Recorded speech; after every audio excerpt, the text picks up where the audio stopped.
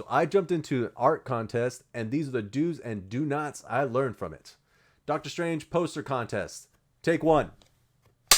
So if y'all didn't know, there was a contest that happened around this time. I'll put it here or here. I had a week to do this project. So the beginning of that, I had to think of the idea and structure of what I wanted to do for this piece. And I had to think of how to put all the dimensions of Doctor Strange and what I was going to do. So I thought of a Rubik's Cube. Then I thought how complicated that could be and decided to go with something else. Random thought popped in my brain. When Doctor Strange was in Spider-Man, they had this way he contained the spell he had.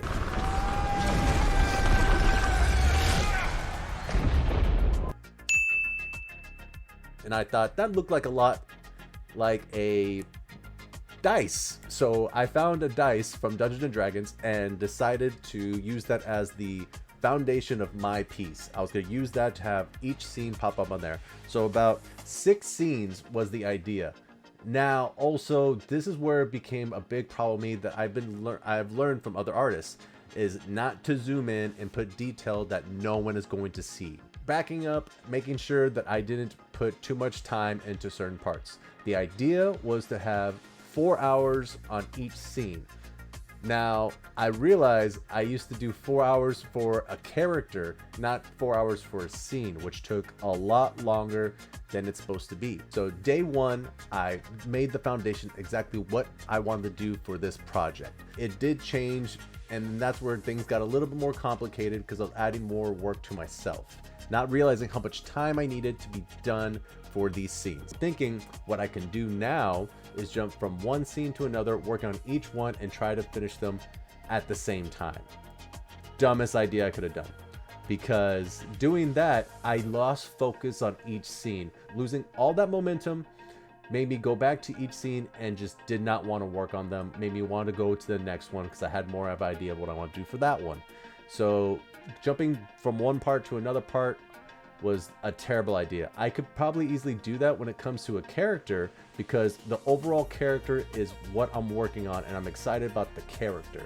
Going to each scene, thinking I could do Evil Strange to Zombie Strange, back to New York City scene, going back to the Dimension, go back to Illuminati.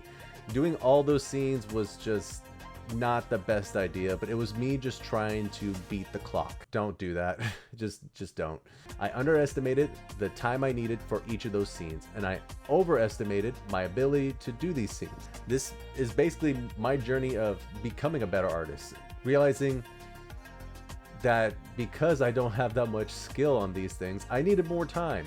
I started going that route instead of me going the other route, which was just a dice that had different dimensions and them coming out of it. It was simple, and then I overcomplicated it 100%. 1. The idea and structure. Make sure you have a great idea and plan on what your project is going to be before you start going so much into it, you start changing the whole thing. 2. Time management. Remember how much time it takes you to focus on the project. When it comes to characters, to background, don't have the idea to work a little bit on one thing, then move to the other, then move to the other. You might lose the momentum and inspiration that you had for that one scene.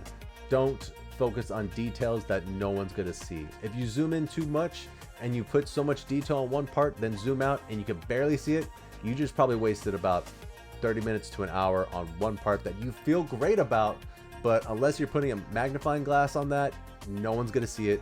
Just make sure you understand that. Understand time management when it comes to that. 3, procrastination.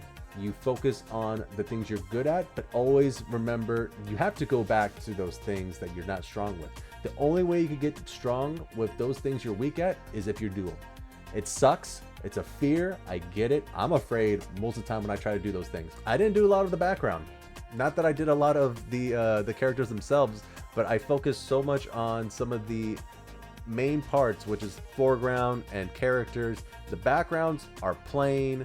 I did want to go for this novel idea where like I looked at Harry Potter novels and just kid novels where I was like, okay, what if this looked more like a cover?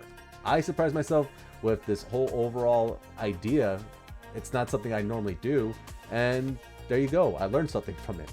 I do plan on doing some other things and some other challenges. I want to do some challenges to really do something different. Maybe some background challenges, or I don't know, creature challenges, animal challenges. I need to do some stuff that I'm just not used to, and I recommend that to you too.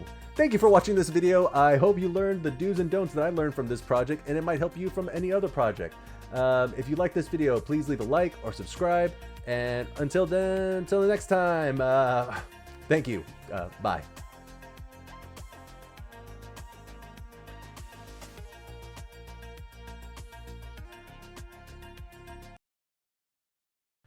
Let's get to it. All right. I need my chair to stop making sounds.